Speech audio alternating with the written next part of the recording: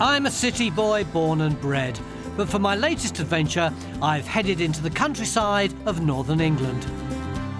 Looks pretty desolate, doesn't it, with this heather-covered land spreading in every direction.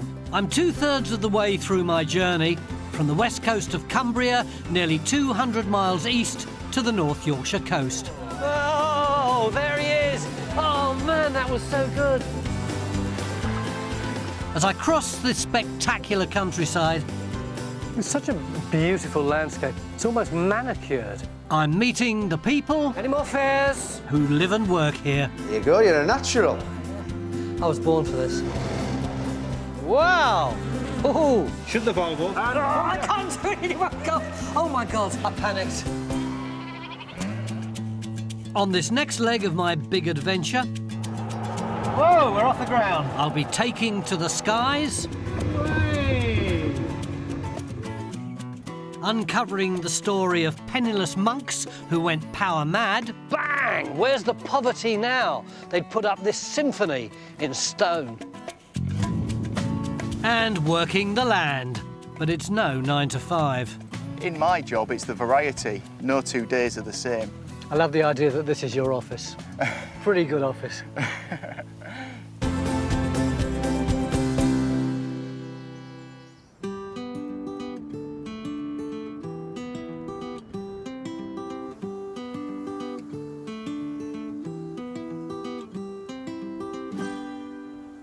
Behind me is one of those classic English vistas. This is the direction that I've just come from, and the big lump on the horizon is Wensleydale. In front of it is the Vale of Mowbray, incredibly fertile, been farmed for thousands of years. And where I'm standing right now is known as Sutton Bank, and it marks the beginning of the North Yorkshire Moors. Looking down there, there's this 140-metre death-defying plunge to the trees below. But that's perfect for me because it gives me the best possible opportunity to see the whole landscape around me. I'll show you what I mean. I'm travelling from West Cumbria to the North Yorkshire coast. 130 miles into my journey, I'm on the western edge of the North Yorkshire Moors at Sutton Bank.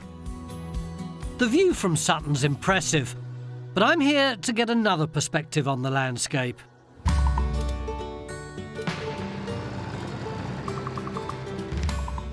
This part of Yorkshire has been a launch pad for gliders for the last 80 years. And now I'm going to give it a go. Andy! Hi, pleased to meet you. This our glider? This is it, yeah, this is our K21. Fortunately, instructor Andy Parish is going to actually fly my glider. So we're going to be towed up, right? That's right, yeah. How does the bloke know when to let go of the rope? Well, we let go of the rope from our end. Oh, it's us that lets go? Yeah, and we want to let go when we're in lift if we can. And what keeps it up? Well, that's the magic of the wing. What we need is air that's going up faster than we're coming down, and that's why you see the glider parts going round and round in little circles.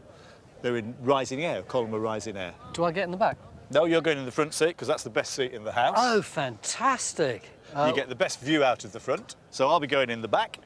And what's this? We always wear a parachute in a glider just in case. Well, I don't even know how to operate one. Neither do I. But I think you'll find out if it all goes wrong. So, if we have to jump out of the airplane, look down, grab it with both hands, Yeah. and pull it downwards. Downwards, i.e. Yeah, that way, down towards your crotch. Yeah. Yeah. After that, you'll be on your own. I've never done a parachute jump. I don't want to start today. There we go. Yay. Yeah, comfortable? Very snug. Yeah. It's like being in a baby seat.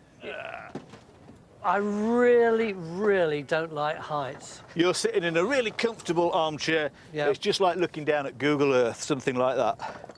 Best view you'll ever get of Yorkshire, I'll tell you.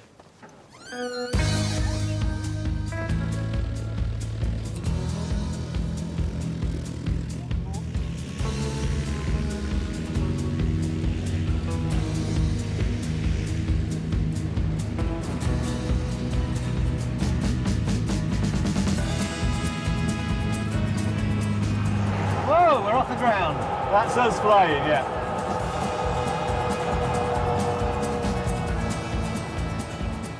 Sutton's flat top and steep drop make it a perfect launch pad.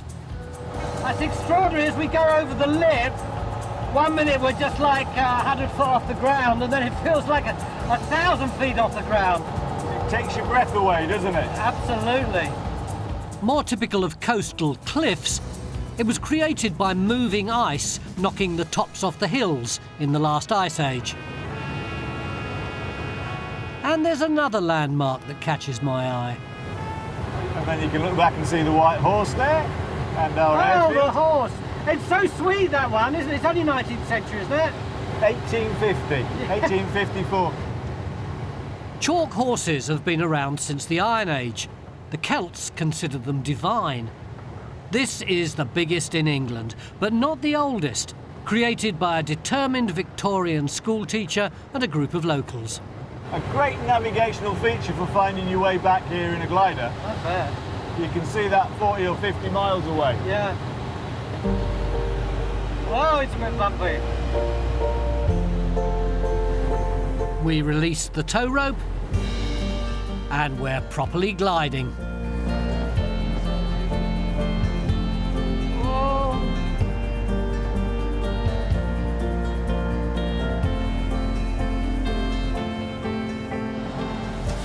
It is lovely, isn't it? I can really see my journey laid out beneath me now. It's extraordinary how it changes from this incredibly fertile land, but then when you see the moors ahead of you, they are immediately darker and more glowering. They're moorlands rich in history. Rievaulx Abbey was once the most powerful monastery in the north. I'll have a look at that later.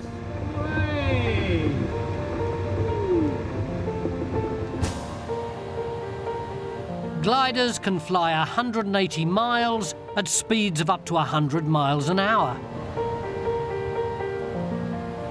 So we're going round to the land now.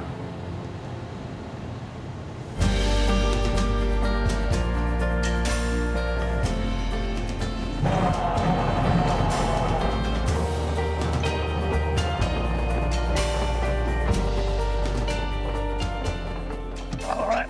Ah. Whoa! Hey! Fly, fly. The first few minutes, I was actually cacking myself a little bit, and then the higher you get, the more calm it gets, and then suddenly you're a big bird looking down. Yeah, it was pretty good. I'm continuing my travels across the breadth of northern England, and I've ventured into the North Yorkshire Moors National Park. 3 miles from the village of Helmsley are the ruins of Rievaulx Abbey. Pretty impressive from the air, but nothing quite prepares you for the epic scale of the ruins up close and the epic tale they've got to tell. Rievaulx sounds pretty exotic, doesn't it? And that's because it's a French word, as the Normans built this place. Basically, it means valley of the River Rye, Rievaulx, which is pretty straightforward. But 1,000 years ago, this was a powerhouse of a new brand of monk who set up here in order to transform monastic life in the north of England.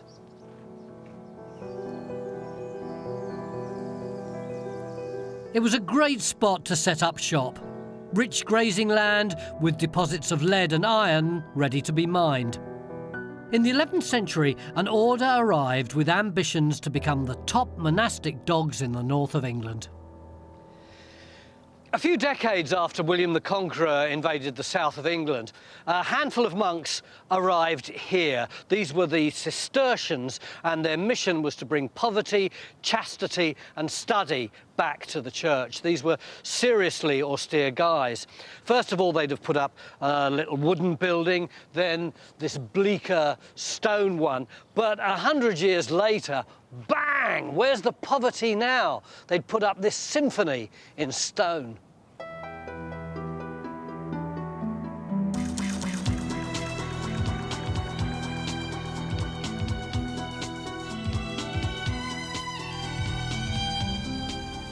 At a time when the Catholic Church was hugely important, the Abbey was one of the most powerful in England, with 150 monks and 500 lay brothers who did most of the farming and mining. The profits from that paid for an ever-expanding monastery, and in 1220 this vast extension was built to the original church. They altered the course of the river here to maximise grazing, and even had a nearby village called Griff cleared so monks wouldn't be bothered by locals. That's how powerful they were.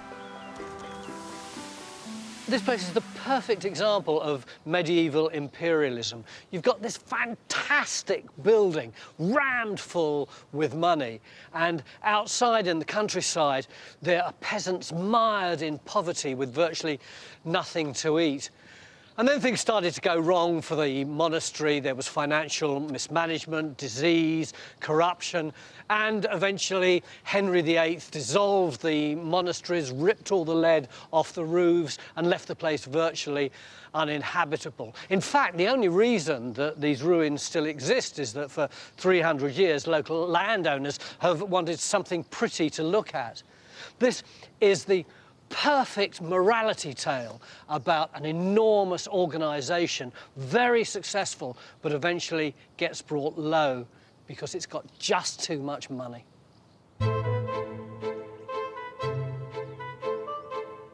When you look at Rievaulx, you don't think of it as a place for people going about their business. It's imbued with the romance of ruins.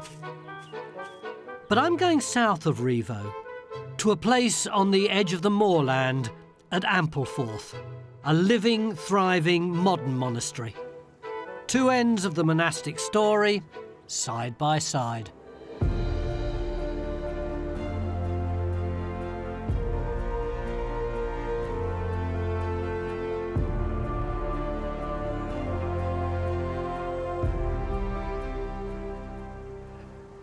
This is Ampleforth Abbey, the largest Benedictine monastery in the country.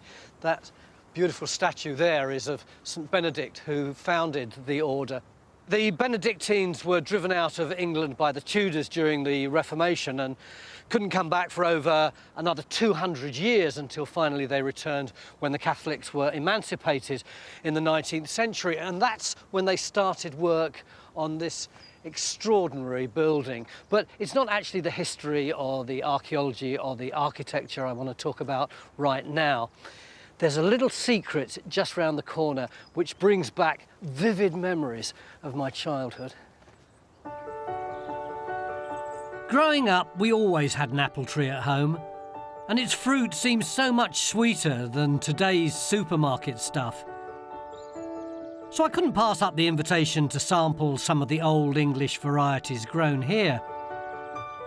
Planted in the early 20th century with 2,000 trees, this is Ampleforth Orchard.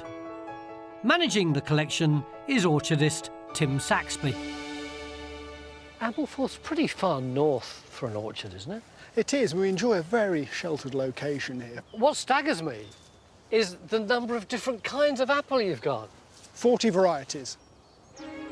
The orchard produces 40 tonnes of apples a year, but also acts as a sort of custodian of rare heritage varieties. Many of these varieties were selected for their qualities when ripe, when picked from the tree. They weren't developed to withstand the modern intensive system we have and distribution and long periods in cold store. St Edmund's Pippin, raised in the 1870s by Mr Harvey in Bury St Edmunds, so no religious context. What does raised mean? Raised means introduced, and that's the point when it becomes a registered variety with a name. And what's the taste of it? The taste is absolutely fantastic. It has this exquisite poached pear vanilla ice cream flavour and a really juicy, creamy texture. Tim talks about the fruit almost as if it's a fine wine. Try one. It's probably 2 to 3 weeks off being perfectly ripe. In fact, such is his passion for the apple, he was a volunteer here long before he got the job as orchard manager. Oh, you actually do get the pear straight away. Well, very nice, this one. Good. Very nice indeed. I've spotted an old childhood friend. Oh, this is one I know, at least You're probably going to tell me it's something entirely different, but is that a Worcester Pearmain? It is indeed a Worcester Pearmain, fine English apple. Oh, we used to have a big tree in our back garden. It was much bigger than this. I used to climb Yeah, to the second top. early dessert variety. Does very well this far north. Maybe a week or two off, but what do you think? Bags of juice? Oh, yeah. Yes. That's just how I remember them. They still hand-pick everything here, as the monks did 2 centuries ago. The orchard originally supplied the monastery with fruit, but 12 years ago, the monks decided to use some of their excess crop to make juice and cider, with nothing extra added. What's the secret of perfect apple juice, Tim? Ripeness. Just catching the apple at the peak of ripeness. And here we have Irish peach and beauty of Bath, 2 fantastic heritage, very early ripening fruits. And these have been picked this morning. We're going to capture all that lovely aromatic flavour and we're going to press them for fresh juice now. So should we get stuck in? Yeah, let's.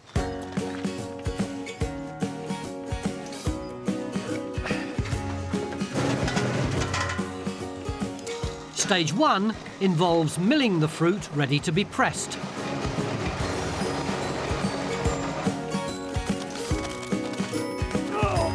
Traditionally, they'd have used vast wooden presses to extract the juice. We've something a bit more up to date, a hydro press. So what's happening inside there now? There's a neoprene bladder in the middle that's filling up with water. Yeah. As it fills up with water, it'll exert outward pressure on the pomace, the milled apple we've just put inside, and as you can see, it's already starting to flow. They make around 30,000 litres of cider each year and 50,000 litres of juice. And that's all there is to it.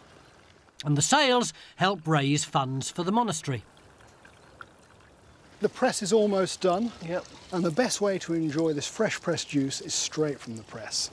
I've really come to admire the local growers who found unique ways to make the most of this fertile land. Cheers, your good health. Cheers. That is very good. It's not bad, is it? Very good.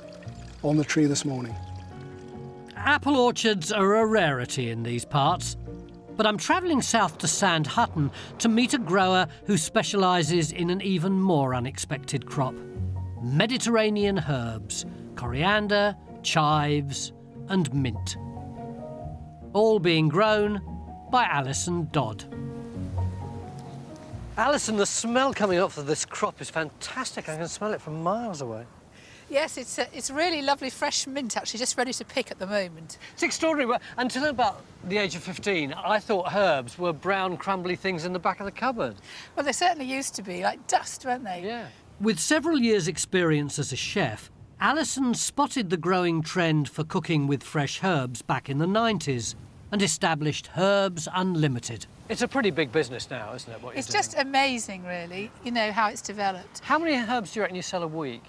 Well, we do salads as well, actually. So, all in all, we sell about 15 tonnes a week. That's a lot of greenery. It is. Takes a lot of organising, actually.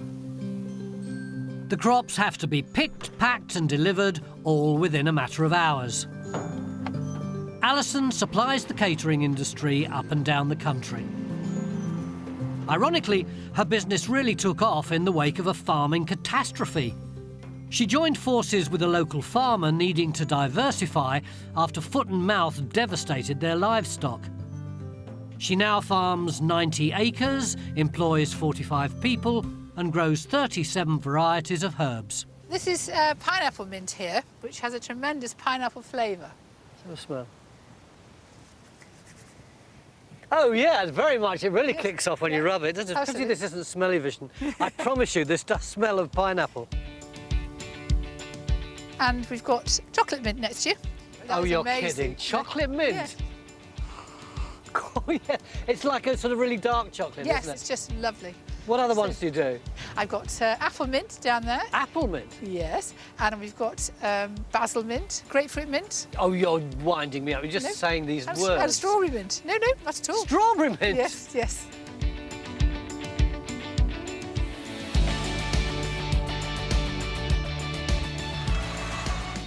And this tunnel is one of my favourites. It's the speciality tunnel. This is where I grow anything a little bit different. One thing that's really apparent to me at first glance is this fly paper.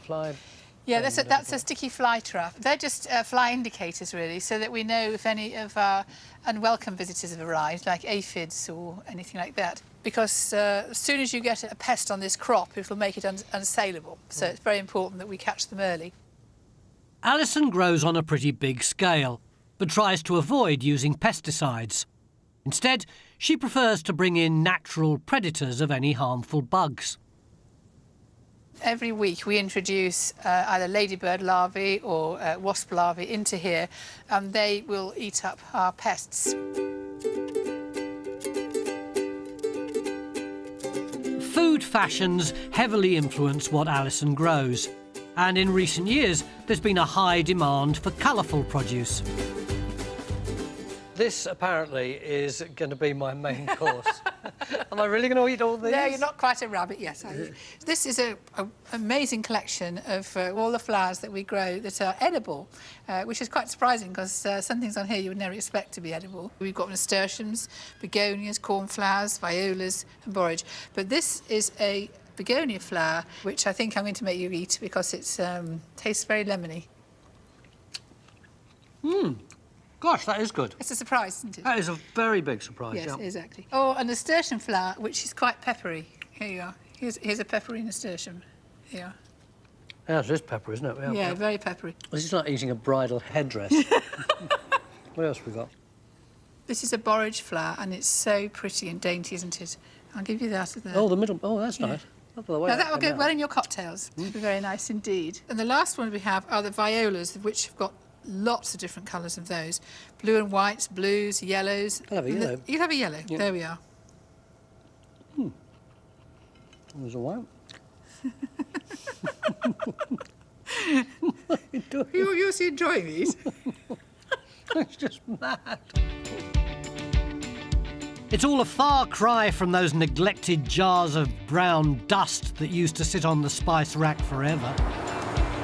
Alison was really ahead of the game picking up our changing appetite for new flavours and continues to produce fresh and surprising combinations.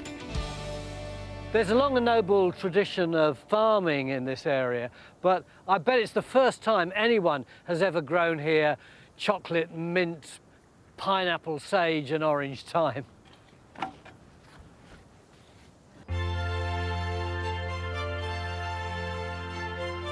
On my coast-to-coast adventure, I'm on the southern edge of the North Yorkshire Moors National Park, heading to Sproxton, where they farmed for thousands of years.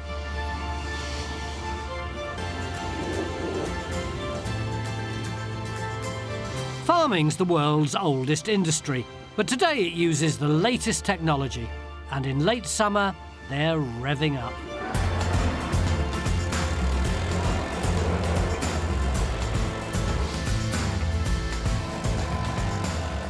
It's the 1st of September, it's a really sunny day, which is great news because it's harvest time, and any moment now, these great beauties, I really love tractors, don't you, are about to set off on what's probably the most important day in the farming year. Take it away, boys! This monster fleet belongs to BHE Contractors, who supply local farms with harvesters, balers and tractors. The next 4 weeks are the busiest of the year. Today they're down on Grouse Hall Farm, part of the 1,000-acre estate where they grow barley, oats and Britain's most common arable crop, wheat. The UK grows 14.5 million tonnes of wheat a year, and Yorkshire is one of the country's bread baskets, producing more wheat per acre than anywhere in England. It's one of our most ancient crops, but harvesting has always been a race against time. They may have only a matter of days, and that's where this beast comes in. A New Holland combine harvester.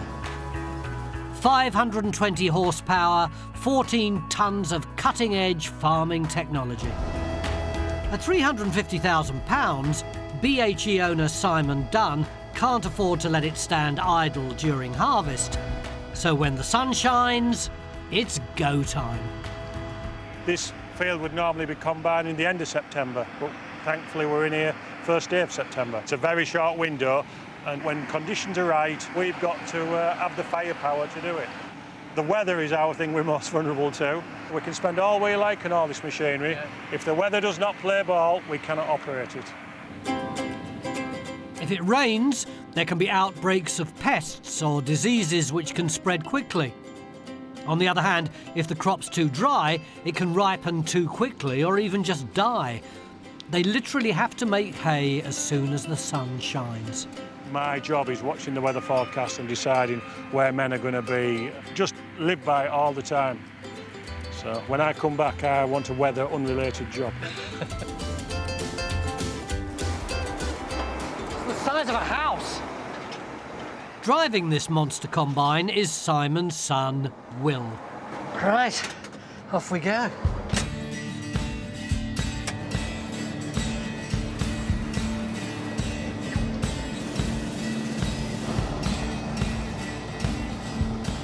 It's quite a high-tech machine, this, isn't it? Yeah, obviously, as you can see, by the way I'm not steering it, it steers itself. I hadn't really paid attention to that. Yeah. You've had your hands on your lap all the time. Yeah. Will can go hands-free because the combine is steering itself, guided by a GPS and the onboard computer. They also keep the header, which cuts the corn, at the most efficient angle and check how much is being harvested. They can even tell Will where the most fertile spots are. Roughly how much would we have harvested so far? I can actually tell you, we've harvested about 18 tonne at the moment, so... That's extraordinary. Yeah. As early as the 1830s, there were mechanical harvesters that combined the cutting of crops with threshing that separated off the grain. Originally, they were drawn by horse or then tractor, but the first drivable ones were used in the States in the 1930s, although it took until 1951 to develop something compact enough for smaller European fields. The old combines could harvest 5 tonnes a day. Modern ones can deliver 10 times that in an hour. Over the next 5 days, the harvest arrives here at the estate's huge grain store. 2/3 of today's harvest will end up as animal feed. The rest will be made into flour, about 1 million loaves worth.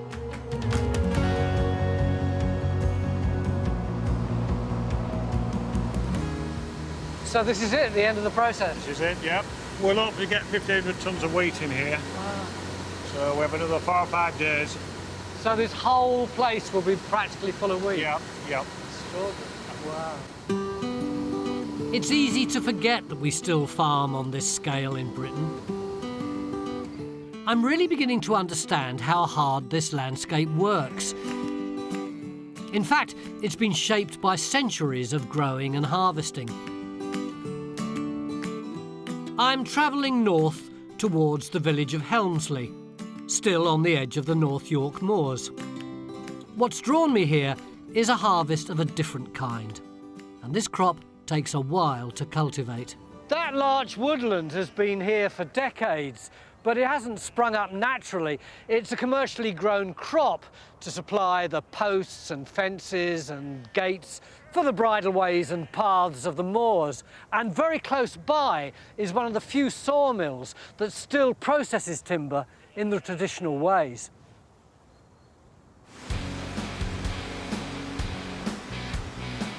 There have been sawmills near Helmsley since the 1850s. And while business is booming here at the Duncombe sawmill, what this busy yard doesn't tell you is the story of how this important part of local life almost disappeared, and would have had it not been for one former customer, Emma Woods, who took a huge gamble on it.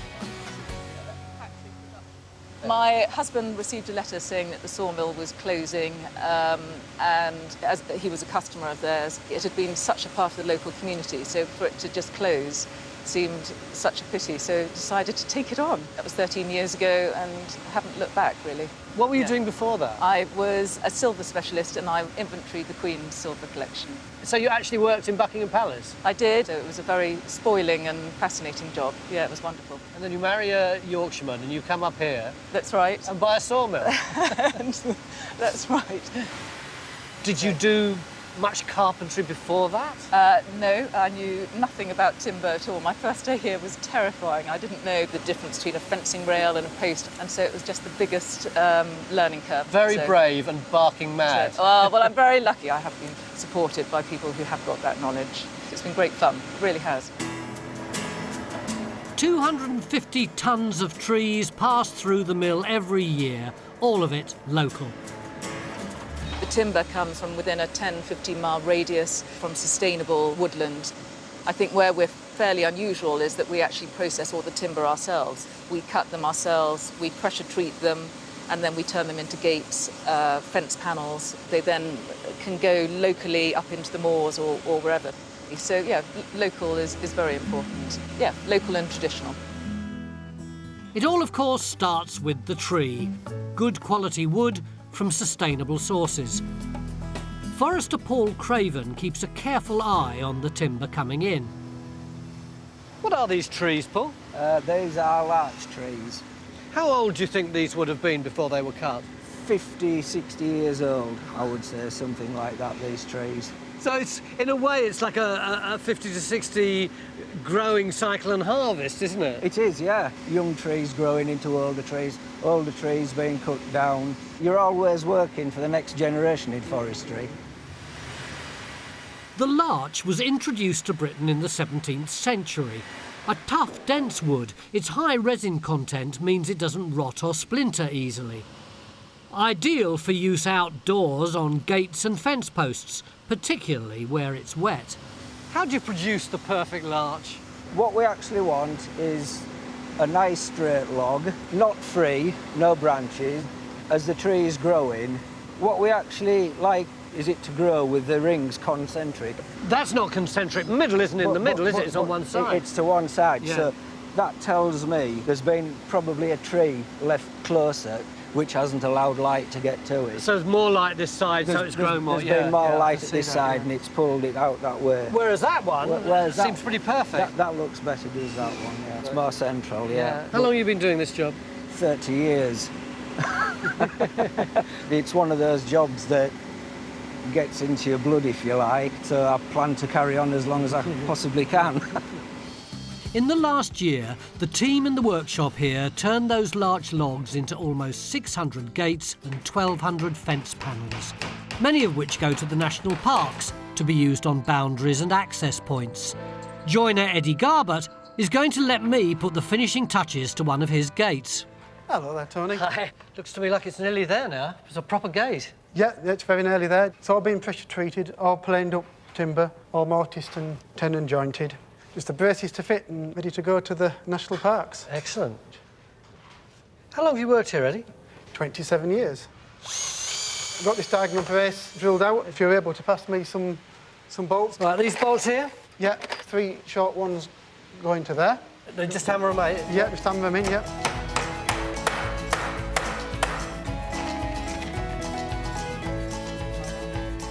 I'm glad you've only given me this job to do, because I always came bottom of my class for carpentry. You're doing very well. Turn that over. So we do need nuts now? Yeah, so we need the washers on first, Tony. Right. Fantastic. Spot on. How long do you reckon this gate will last? I would say about 20 years or so. Must be quite a nice feeling, creating something that's going to last for so long and be used by so many people. Yeah, it's really satisfying. There could be thousands of walkers go through this gate during its lifetime. That's it. And one final touch, the Duncombe Sawmill badge. Oh yeah, yes, gotta have that. Fantastic. There we are, Tony. One finished gate. Mr. Moss, woodwork teacher at Wanstead County High School. I made good. Thank you. Next, I head out onto the moors. How do you feel about this place in February? I love it. February's fantastic. Really? Yeah. Where my gate takes pride of place among the 4,500 in the national park. You see that little label's just a little bit wonky. I did that.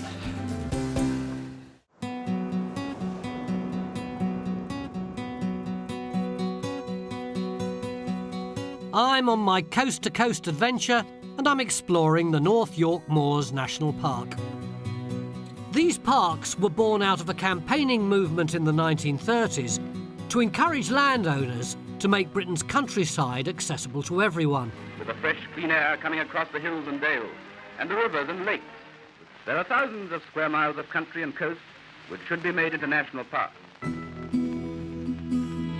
Through mass trespasses, the campaign challenged the idea that landowners could determine who had access to our places of outstanding beauty. In 1951, an Act of Parliament saw the creation of 15 national parks. The North Yorkshire Moors, one of the first, is 554 square miles with no fewer than 4,500 gates, a lot of which are the responsibility of Senior Ranger Simon Bassingdale. Hey, Simon. Hello, Tony. I think I recognise this gate, don't I? This is mine, yeah? Yep, hopefully your finest handiwork. Earlier, I helped make a gate at the local Duncombe sawmill, and now Simon's helping me hang it. You can see the old one is a bit wonky, isn't it? It's probably used a good couple of hundred times each week, so it gets plenty of use. Fantastic. First, it's off with the old gate. Do we just lift the hinges off now? Not on this one. It's been tret so that no one can tamper with it or lift it off or... What was that word? It's been tret? Well, it's had a treatment, hasn't it? Yeah. Oh, you're like a Viking. Although the gate goes, the hinges stay firmly bolted to the gatepost. Believe it or not, people will steal these fantastic gates. They're not having my gate. Definitely not. No. Yep. Perfect. Yep. So, if you can now knock the coach bolts through. Yeah. Go on, like you mean it. We'll try and reuse this if we can. Yeah. We'll take it from this high use area and use it in a lower use area. So there's probably another 10 years of life left in this gate yet. Somewhere else, a little less busy. Whee! Right, there we go. That's the top done. There we are. It's done, it's off. I'll take that back with me later on this evening. So are we going to put on brand new door furniture? We're going to try and use this top band just because it's already fitted in here and it's... It's been tricked. It has. So, are you any good with a... No, you do that, all definitely. Right. With almost 7 million visitors a year walking these pathways, my gate's going to get a fair old bashing and needs to be sturdy and safe. Lift it on and see if we can get it lined up. Hey! Right, it's looking pretty good. What is it that you like so much about it? Because you've been doing this for 13 years now, haven't you? In my job, it's the variety. No 2 days are the same. We look after something like 2,400 kilometres of footpaths and bridleways. By having good, well-maintained paths like this across the moors, it just keeps people on the straight and narrow. Yeah, but how do you feel about this place in February? I love it. February's fantastic. Really? Yeah, absolutely love being up here. Nice and quiet, and you get a beautiful crisp day and you can see for absolute miles. My favourite time of the year.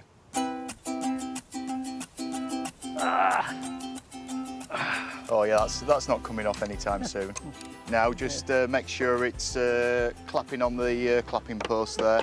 A clapping post? Why do you call it a clapping post? Because that's what the gate claps against when it claps shut. It's another world. It's kind of a thrill to know that this gate will still be here and being used in 20 years' time. I don't usually need to find an excuse to get out the office. There's always something out in the big wider office that needs looking at that I can come out and have a check on. I love the idea that this is your office. Pretty good office.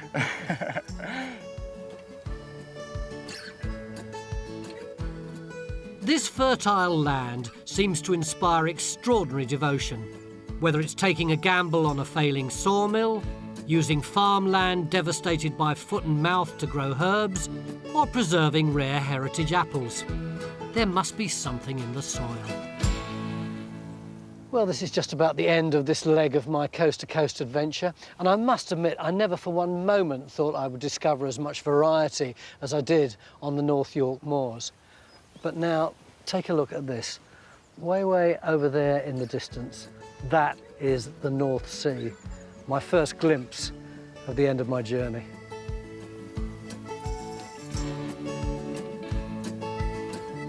Still some 20 miles to go and plenty to see, but just before I move on, if ever you're walking down the Cleveland Way and you want to know which gate it was that I helped make, it's easy to spot.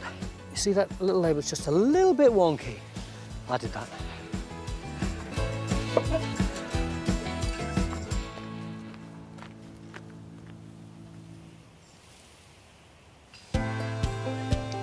Next time, it's the final leg of my coast-to-coast journey. Travelling the line that once transported ironstone from mighty kilns.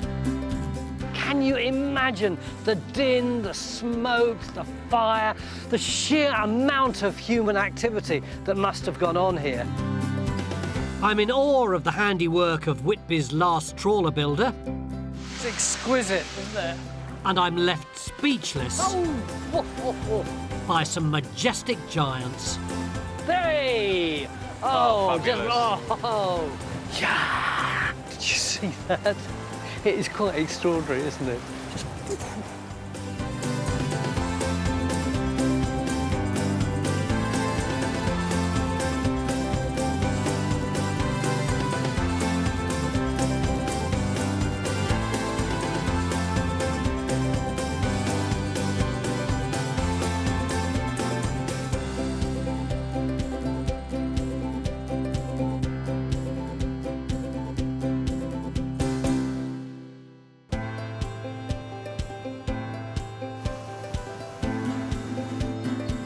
I'm a city boy born and bred, but for this adventure I've been travelling the breadth of rural northern England, coast to coast, starting at St Bees in West Cumbria.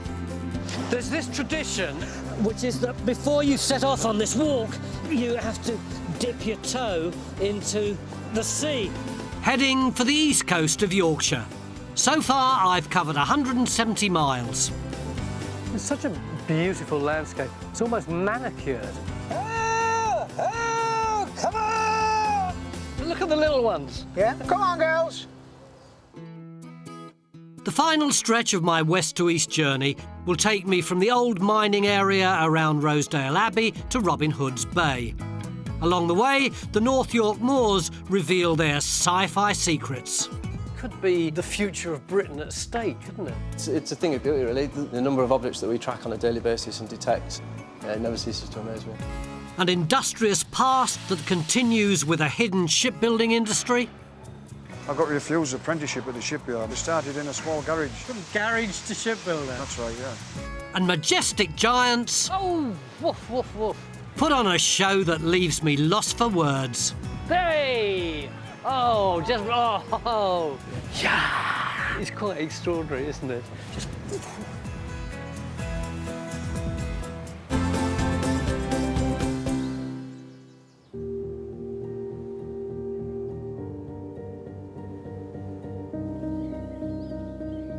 I'm on the last leg of my coast-to-coast trip, and I'm on the North York Moors right now. It looks pretty desolate, doesn't it, with this heather-covered land spreading in every direction. But in fact, there have been people living here for at least 10,000 years. At that time, this whole area would have been covered in trees, massive woodland. But that time has long gone.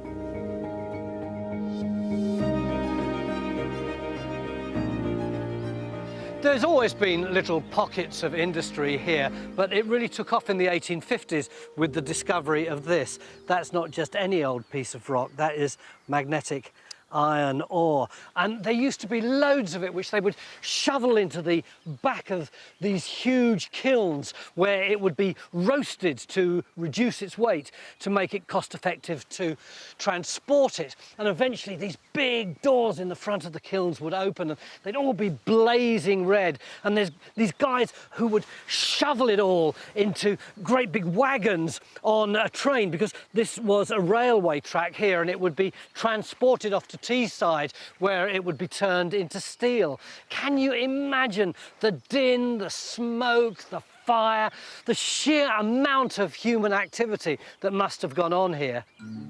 At their peak in the 1870s, these kilns were producing 500,000 tonnes of ore a year, and North Yorkshire supplied a third of all the iron mined in Britain. It was carried by steam railway to the rapidly expanding steelworks on Teesside, 30 miles up the coast. By 1879, Britain was producing 40% of all the world's steel. We don't make nearly that amount anymore, but the steam trains still run here. This is Gromont Station on the North Yorkshire Moors line, which runs from Pickering through to Whitby. It's the longest stretch of steam railway line in the country. It originated around about 180 years ago, but it's now run by a small army of volunteers and a dedicated team of engineers. But it almost disappeared completely. In the early 60s, Britain's railways were struggling. The end of wartime petrol rationing and better roads meant more and more people were using cars. The infamous Beeching cuts, named after Richard Beeching, the head of British Rail, closed a third of Britain's railways, including the North Yorkshire line in 1965.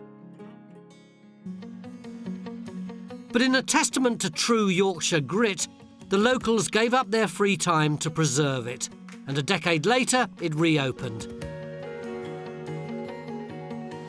It's now the country's largest functioning heritage railway, with 120,000 visitors a year. The heart of the operation are the sheds at Gromont. They're not just maintaining locos here, they're rebuilding them, reviving old skills like wheel tapping to check if the steel is cracked. Kelvin Whitwell, David Wilkinson and Dave Chumley are all trained engineers. So what did you do before you did this then? We worked at SSI, the steelworks, Teesside. Up in Teesside? 3 of us, yeah. Which closed down? It did close down, yeah. There must be mates of yours who still haven't got a job.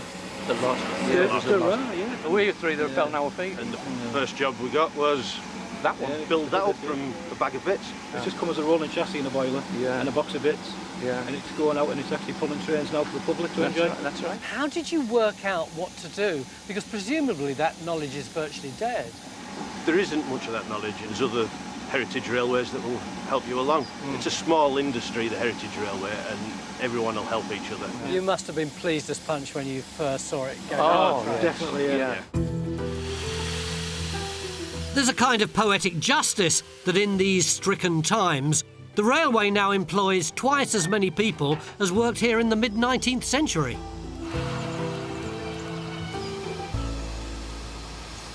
These are beautiful, these old trains, aren't they? Never mind walking, this is the perfect way for me to get to the East Coast and the final leg of my adventure. I can't think of a better way to get to the coast. The original track was built in 1836, and in those days the wagons were pulled by horses, a vital supply route to the coast because the roads at that time, frankly, weren't up to the job. A decade later, it was converted to steam. But before I leave the moors, I've a little detour to make, a last secret to uncover. On my west to east adventure across England, I've been traversing the vast expanse of the North Yorkshire Moors on the old steam line. But I've got off the train for now with a mission in mind. And in this particularly secluded spot, that's not something they usually encourage. I've headed inland for a very important reason. Finally, last night, after months of toing and froing and emails and phone calls, I finally got permission to see the inner workings of the largest, most iconic building in this entire landscape.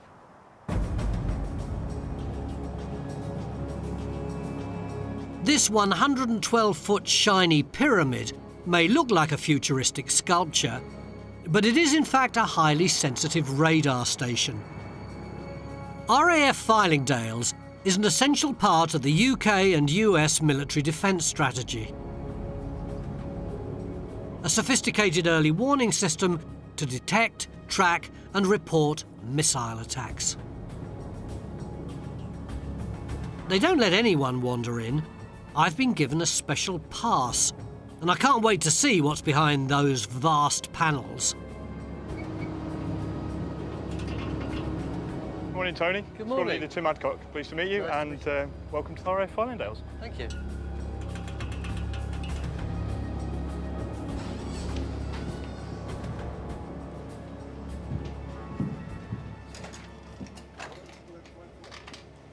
Well, Tony, welcome to the Space Operations Room, the hub of what we do for operations at RAF Fylingdales. We've got various members of the crew that look after kind of radar management and obviously our ballistic missile warning mission as well. Although 320 people work at Fylingdales, at any one time, 10 highly trained personnel are glued to the screens, not looking just into the skies, but into space. On today's watch is Corporal Becky Baxter. Hi, Becky, am I allowed to interrupt you? Yes, Tony, that's fine, yeah. What is it that you do here? OK, so on the front shelf, we do the space surveillance side of Fylingdales. So And this bit is called the front shelf? that's right, yeah. So the 3 consoles on the front is manned by 3 personnel, and we work in shifts. So we do 12-hour shifts, 24/7.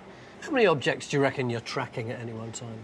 So we've got a satellite catalogue which is updated any time new objects go up into space, and we believe there's probably around 17,000 objects up there at the moment. Can you identify them all? Yeah, they've all got unique catalogue numbers, so every object that's gone up since Sputnik went up in 1957, all them objects have got a unique ID.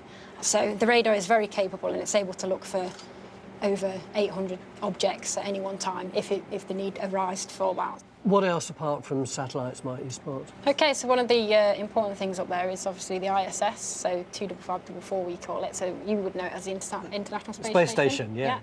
So actually that's due round in about just under 10 minutes' time. How often do you see the space station? Between 5 and 7 times a day. I still think it's pretty exciting. I want to see it come through. Costing an estimated £80 billion to build and run, the ISS is the largest artificial satellite in space. RAF Fylingdales isn't only looking for possible threats, it keeps a watchful eye on the space station as well when it comes within range. OK, so this is just popped up now. This is the International Space Station. So it's shifting along, isn't it? Yeah, so it's very fast. Obviously, we can see it moving along the line. It's fascinating that you can identify all this stuff, but why? What's the point? OK, so it's quite important. Obviously, there's lots and lots of things up there now, so we've got to make sure that a lot of them aren't going to collide. If they do collide, I mean, it can cause masses more debris to fill up space, essentially. At any one time, there are more than 500,000 pieces of debris or space junk orbiting the Earth. Travelling at speeds of up to 18,000 miles per hour, even a small piece could damage the spacecraft or one of the 1,500 satellites currently in orbit. If there was something that looked like it was coming within the same area of the ISS, we would be able to report that up to make sure there's no accidents or no collisions with the ISS. Fylingdales looked rather different when it was opened. Its 3 giant golf balls became a distinctive landmark, but were replaced 25 years ago by the newer, more sophisticated system.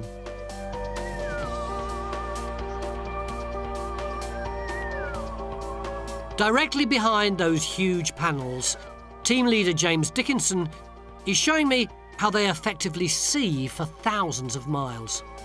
So what part of the world is this face looking at? We were looking directly out across southern Europe towards Italy and then directly down towards the Middle East and covering North Africa as well. This is one of our antennae, which is directly on the opposite side of the face where we're stood. So what comes out of here?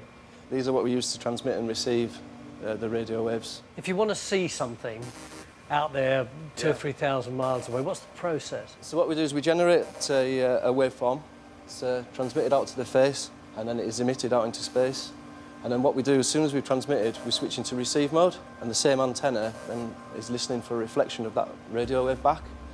And then when we do receive a radio wave back, that's when we know we've detected an object in space. And how long will it take for it to go out and come back? Our maximum range, we look at 5,500 kilometres, 16 milliseconds. 16 milliseconds to go out 5,500 kilometres. We're travelling nearly the speed of light, yeah. What kind of detail can you see using all this equipment? We can see anything that ranging down to the size of a tennis ball. So you can fire radar off from here, send the signal 5,500 kilometres and detect something the size of a tennis ball and come back here all in... In milliseconds, yeah. I love the way your eyes shine and there's this flicker of pride whenever you talk about it. Yeah, it's a thing of beauty, really. The amount of work that it puts in within a second is outstanding, it's amazing. And the number of objects that we track on a daily basis and detect, it never ceases to amaze me. I can understand James's excitement. This is a one-of-a-kind system. The 3,600 antennae on each face offering a 360-degree view of the skies. But for a Cold War kid like me, Fylingdales has a particular significance. After the Second World War, tensions between the US and the Soviet Union escalated. An uneasy peace existed for many decades, largely because of MAD, mutually assured destruction. It worked on the idea that if each side had enough nuclear firepower to wipe out the other, they'd never use it. But MAD relied on being able to launch a counterattack before the weapons hit their targets, and that's where RAF Fylingdales came in. Funded by the US, this secluded spot was chosen because there was less chance of the system being affected by other radio signals. The Cold War between Russia and the Allies may be over, but Fylingdales' main job remains the same. False notification message received. Bay of Biscay. Warrant Officer Dave Pike is in charge of a training exercise, and he's let me listen in. Rockets running. Copy missile warning. Down, stand by for starting points. Copied UK. Commander, DPs and SPs are nominal. Equipment is within tolerance. Fylingdales site report is valid for one missile. Acknowledged. In the event of a real attack, this would be the front line of the UK and US defences, looking for long-range ballistic missiles launched from land or sea. Okay, guys, we have an ACM no for a launch on the Bay of Biscay. Line close to US missile. Copy that. Line close. Spock and 345. Okay, listen in. Fylingdales has no further mission indications in the system. Crew chief informed missile and request permission to reset the missile count, please. Copy that, Fylingdales. No further mission indications in the system. Permission to reset the missile count is granted. You've got my powerful consent. Thank you. Okay, globe is clear of LMPI tracks. Line close to Spock and 345. Line close to missile. Eyes on for globe clear. What does globe clear mean? It means we've got no further mission indications in the system, so the missile's technically landed somewhere. On this particular event, it's landed in the Atlantic Ocean. So you now wind everything down? That's correct, yes. Okay, back into 1-1, guys. Yes. Okay, Fylingdales, no further mission indications in the system. Crew chief, inform missile and request permission to reset the missile count, please. That was so exciting, but I had no idea what was going on. So initially, when we got the first indication, we got this little red cross. Yeah. It's a launch notification. Basically, the sensors in the sky, the satellites, have picked up a large heat source. Then that launch notification will be displayed to all the guys in the ops room. Once it's identified it's a missile, on the screens will be displayed a launch point and an impact point, a predicted impact point. All this talk of launches and impacts is rather chilling. So I wonder how it affects Corporal Chris Cornish. How do you feel when you're doing that? I mean, I know it's only an exercise, but it could be the future of Britain at stake, couldn't it? We practice regularly, so we don't make any mistakes. Obviously, nerves are kept to a minimum, so we can read the correct data quickly and efficiently. Does this ever really happen to you, that suddenly you see what appears to be a missile that you knew nothing about that just appears on the screen? Usually we do get intelligence, so we are aware of a missile launch. We go into a period of interest for a specific area. But it does happen. There's also testing going on all over the world as well. Some testing in the UK recently. So we do usually know what's going on. We're aware of everything that's going on in our surroundings. But now and again, we do get the odd one that flies out of nowhere. Born out of troubled times, RAF Fylingdales still quietly watches the skies. It's also become a major local employer and manages the 2,000 acres of moorland that surround it. After 50 years, it really has become part of the landscape.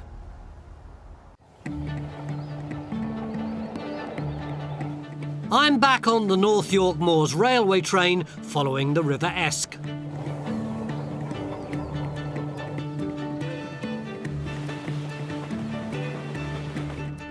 I'm on my way to Robin Hood's Bay, but the river and the railway bring me first to Whitby.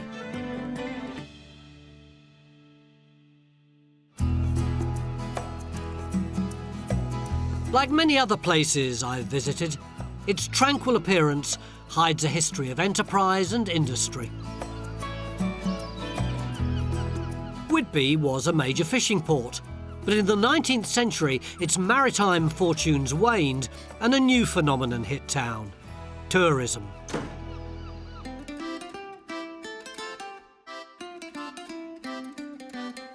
One local business was quick to latch on to its money-making potential, and it's still in operation today.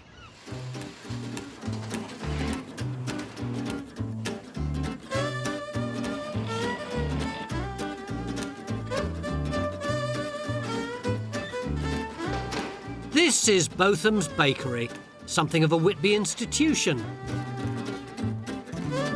Founded by a formidable Victorian entrepreneur called Elizabeth Botham, it's run today by her great-grandson, Joe. How long has it been running?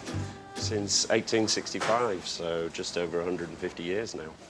My great-grandmother, she met a farmer called John Botham, who she married, and they came to Whitby, and Elizabeth started baking at home and selling her pies and bread down at the market to make ends meet. And from those humble beginnings, she rented from the local brewery, and she ran an ale house at the back called the Hole in the Wall, and she sold her bread and cakes at the front.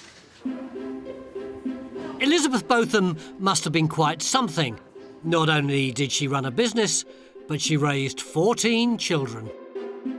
She'd seen how the town was changing.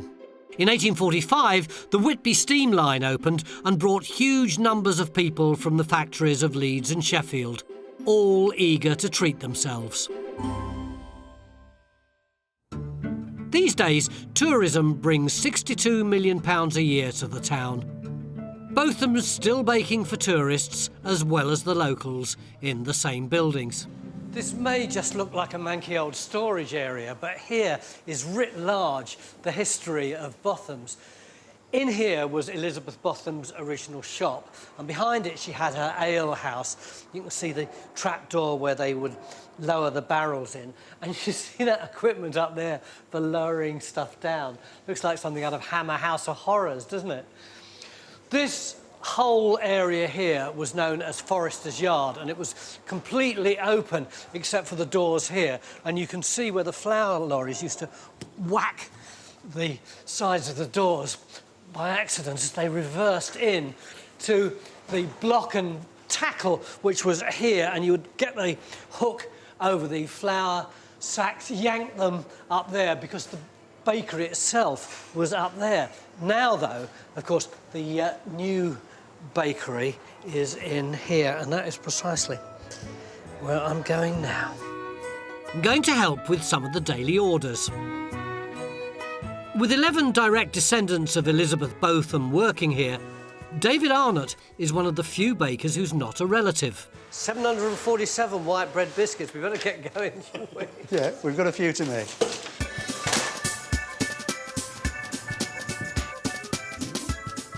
The one thing I've noticed about this place is that although there's a lot of machinery around, the processes are very labour-intensive, aren't they? Yes, we are actually a craft bakery, so a lot of it is handmade. What do you call this, Dave? This is a record 36-piece divider. Shove it in here. Yep. That's right, you pull that big lever down. Pull this big lever down. Right. Lift the lever up. Yeah, fingers crossed. Oh, look. There you go. 36 little round bread buns. The hardest thing is actually getting them out without squodging them. Look at those. I'm going to have a go at one of their specialities with another Botham descendant, Liz Roberts. Liz, Oh, hi. I've been told to come and help you do the icing. Right, that's brilliant, Tony. Thank you very much. These look very much like the white buns that I was helping to They make. are very similar to the buns you were making earlier, but these are a richer dough to make them nice and sweet for a tea time treat. And to make them even more special, we're going to top them with some of our Whitby lemon icing. So you just hold it on the top, put a bit of pressure on. It looks scarily easy. Is that all right? Yeah. It's a bit wonky, then. Just hold it a bit closer to the... All right, Hold yeah. it a bit closer to the bun. That's it. It's getting the last bit off I'm struggling with. Look, Lois, look at the difference between that one that I did and that one that you did. Yeah, it's very good for a first attempt. You two are related, aren't you? We are. This is my niece, Lois, the next generation of the Botham family. So you're the 5th generation? I am, yes. Yes. What are these buns actually called? Whitby lemon buns. Yes. Except I don't think they're going to eat mine, which look more like the Whitby lemon car crash.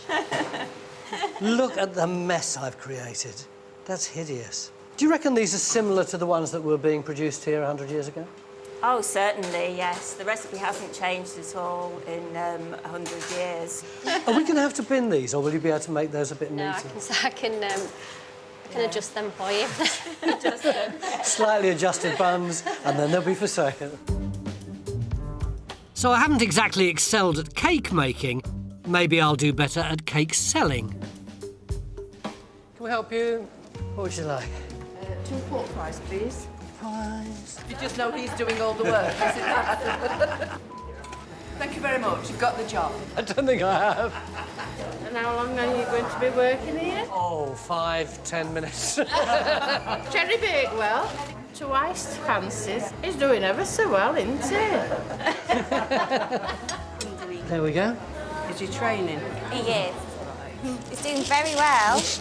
Hey, well, look at that. You've just split the bag. It was like that. How much is it? Possibly I need a bit more practice, like 150 years worth. Maybe I'll stick to the one thing I know I can do with pastries. This is the world-famous Whitby lemon bun. Now, most people will buy one and eat it like that, obviously, except for the locals, who go like this, and then go like that and eat it as an icing sandwich. I'm trying to think. It's a pretty sensible way to eat one of these. It's a taste for Whitby's seaside delights that has really kept the place afloat in the last decade, as tourism is the town's top earner. There's still lobster and line fishing, but the last of the deep-sea trawlers sailed away a few years ago. But Whitby hasn't quite given up on its nautical heritage. Hidden away behind tarpaulin on the quayside is something remarkable. A major shipyard. Parkall Marines has weathered the storms of the last 40 years, steered by its owner and founder, Jim Morrison. What are they doing here then, Jim? Well, this is where we start off, Tony. First, this is what we call the assembly hall. This is the engine room section, which is the first section we do. And this is the accommodation section, the aft section of the boat. So these two bits will eventually join together. Jim's team make tough working boats, trawlers, destined for the North Sea. Once these are all assembled... When you say assembled, does that mean then that they are manufactured as little jigsaw bits off-site? Well, more or less so, yeah. Years ago, all these would be cut out by hand. Yeah. But now it's all done computerised, and then they come in as all these small pieces which we assemble together. So, although I hope you won't be offended by me saying this, it looks a bit like a scrapyard. Actually, everything's there. You know where it's all going to go. We know where everything goes, yeah. Parkall is yet another family-run business with humble beginnings. It opened in 1971. We started in a small garage, me and a partner. I mean, the first boat we ever built was a small 10-metre boat. But I never in my wildest dreams think it would finish up like this. From garage to shipbuilder? That's right, yeah. It's strange how things go around. I got refused apprenticeship at the shipyard and I finished up building ships. Why did they refuse you? I don't know. Maybe I wasn't thinking it was suitable, I don't know. Yeah. Jim's business follows a long history of maritime industry here. 200 years ago, Whitby was England's third largest shipbuilding centre after Newcastle and London, with 11 busy yards crammed along the estuary. Captain Cook had the vessel that would take him to Australia, the Endeavour, built just across from where Jim's yard is now. By 1900, Britain owned half the merchant ships afloat, but the cost of building increasingly bigger craft saw the decline of the industry in the UK. Parkall is keeping the skills alive that made us the world's premier boat builders. It's exquisite, isn't it? You can understand why people who've bought a boat like this want to come and have a look at the propeller. Yeah, it's very impressive when you see it like that, yeah. But you can't see it when it's at sea. No, hopefully you never see it anyway, put it that way. The workmanship is breathtaking. This nickel alloy and bronze propeller is made from a single mould and weighs 3/4 of a tonne. It's not until you get up close that you really get the scale of the build. This boat is 24 metres long, 9 metres wide, will carry 30 tonnes of fish and a crew of 7, and costs around £2 million. God, Jim, this is a bit big, isn't it? It is, yeah, but it isn't as big as the last boat we built. This is like a medium-sized boat, Tony. How long have you been working on this one? I've been on it about 5 months. And by when do you think it'll be ready? Be ready to lift in the water in 4 months' time. There's a lot of blokes crawling all over it. Yeah, we are. What sort of trades are there? There's joiners, there's electricians, pipe fitters, platers, welders and painters. So you're providing a lot of work for the community. It's not just your core team. That's right, yeah. With 45 staff, Jim is Whitby's biggest manufacturing employer. These skills are vital if you're expecting crew to live, eat, sleep and work on these vessels for up to 10 days at a time. It's fascinating seeing a ship like this half-built. There is a massive blue winch in there for bringing the trawling nets up from the bottom. This whole area is a fish processing plant. The fish, when they're caught, they come in here and slide down here to a big table here where they're sorted out. Anything they don't want goes overboard. Anything that's catch, they shove down there, deep into the fish hold. But the other thing is that if you look through here, you can see the galley. As Parkall begin their 37th build in 45 years, their order books are full. It occurs to me that this part of coastal Britain takes a while to reveal its true self to you. Whether it's a hidden shipbuilding industry, or a family bakery that's seen 150 years of change in the town, you just have to look beneath the surface. Next... Oh, there it is. There. Now it's gone again. The whales of Whitby Hey, yo.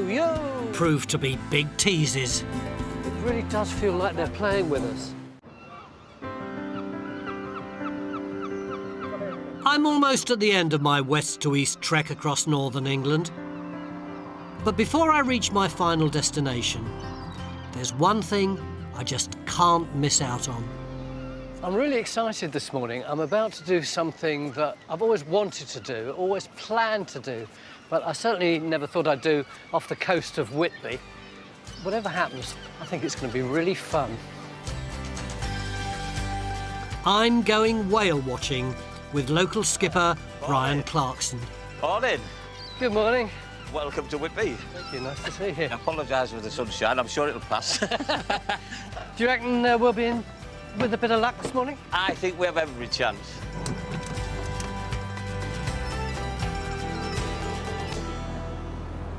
What kind of whales might we find? Predominantly minke. Are there likely to be any clues around which will tell you there could be whales in the proximity? Yeah, for sure, yeah. Seals and gannets. Everything's here for food. Big shoals of herring come to the Yorkshire coast this time of year to spawn, and everything, I'm afraid, is here to eat them. Yeah. If we can find the herring, we'll find the whales. I've just got a shout of a boat just ahead of us, and he has 2 whales next to him now. Ooh. So we're only 5-10 minutes from the harbour, and we're literally, hopefully, fingers crossed, 5 or 10 minutes away from a whale, yeah. At one time, boats sailed out of Whitby to hunt whales rather than watch them. From the late 18th to the mid-19th century, a fleet of 55 whalers hunted almost 3,000 whales. In the days before refined oil, whale products were used in all sorts of things, from lamp oil to paint. And the whales here were all but wiped out. It's why it's so exciting to know they're back swimming in English waters. How long have you been looking for whales? Probably 10 years now. I came out of the fishing industry and started doing the pleasure boat side of the job. On our regular sunset cruises, we started to see whales, and then we saw them the next night, and then we realised, well, this isn't just chance. You still seem as enthusiastic now as you must have been 10 years ago. I'm a sucker for wildlife, mate. Just nature, anything that's natural. Sunset TV, sunset every time. Oh. Sorry, mate. Crashed and burned on that one, didn't I? According to Brian, where there's gulls, there's fish, and where there's fish, there might be minkies. 2 o'clock, we're just saying another one at 2 o'clock. Shouts go up, but I always seem to be looking in the wrong direction. It's tantalising. There are apparently 2. One is over there and the other is over there, so it's difficult to know where to concentrate. And then... Hey! Oh, just... Oh! Oh, there he is! Oh, man, that was so good. It was just, 20 yards away from us. Suddenly, there was a... and it arched out of the water, and you saw that fin. It's extraordinary, the way that nature just hides itself and hides itself and hides itself, and then suddenly flaunts itself like that. There, look. The minke grows up to 10 metres long. It feeds on fish by scooping up huge volumes of water and sieving out the food through the plates in its mouth. Having got a fleeting glimpse, I really want to see more. They're only up for about 2.5, 3 seconds, aren't they? It's really tantalising. Someone points out one, and by the time you've craned your head round, it's gone. Do they ever stay up for much longer? Oh, yes, we get... Just occasionally, we stop the boat and they'll actually roll around next to the boat, and they call it spy hopping. They'll actually stick their heads out of the water and check us out. Oh, there it is. Now it's gone again. It should come again any second. There it is, there it is. Yeah. And straight ahead of us. Not a deep dive. So just like an arc like that. There, yo. There, another one further out.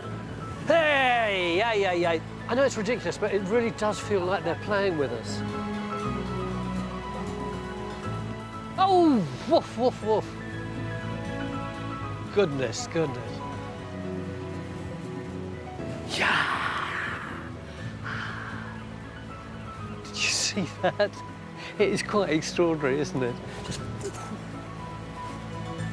Hey. We're within a breadth of them now, which is a kind of mixed blessing, as the minkies are fond of their fish. Smell it? Yeah. Yay! Got the smell then. It's the most photographer. Stinky Minky. The excitement on board has certainly got my fellow whale watchers fired up. I think I heard you squeaking a bit. Yes. Well, it's just the best experience of my life. I trained as a biologist originally, Yeah. and I've always loved animals, and just seeing a cetacean up close, alive instead of dead, was absolutely wonderful.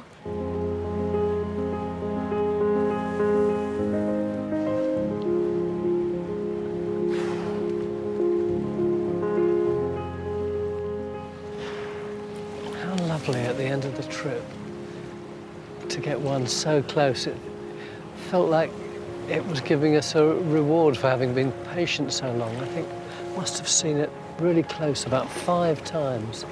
It's coming up, going down. There it is again, there it is again. Oh, thank you.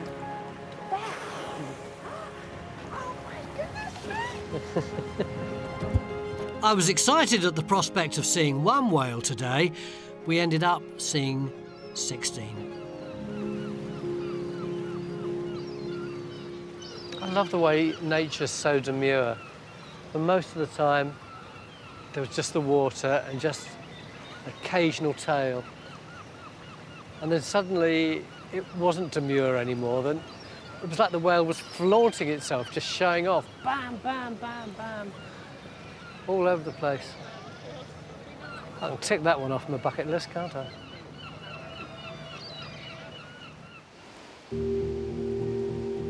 A short hop from Whitby, just 14 miles down the coast, and I'm finally arriving at my end destination. Robin Hood's Bay has seen many outlaws as a major 18th century smuggling centre, but has nothing to do with the great man himself from Sherwood. It's where the great English guidebook writer Alfred Wainwright ended his coast-to-coast walk, the inspiration for my trip.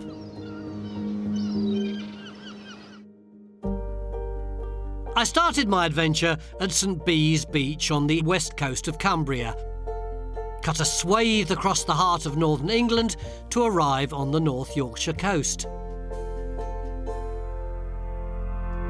In those 190 miles, I've crossed 3 national parks, 11 rivers, 2 of England's biggest lakes, and its most mountainous region. Come by, come by! I've learned some countryside skills, from herding herdwicks in Borrowdale to driving a computerised combine in the Vale of York. It's the size of a house! I've seen that it's not only a beautiful place, but a productive one. It's a really nice beer, actually. A hive of small industries. Wow. Whoa! Oh no, I've got a split! And I've uncovered a rich vein of history from Rievaulx Abbey's money-mad monks. Bang! Where's the poverty now? Through the Industrial Revolution. Can you imagine the din, the smoke, the fire? To the Cold War legacy at RAF Fylingdales. Course notification message received. Bay of Biscay. And it all started with a pebble from a beach on the west coast of England. There's one more thing to do before I finish. I picked this up when I started the journey, and I have to put it down here at the end. So, here you are. Job done. See ya.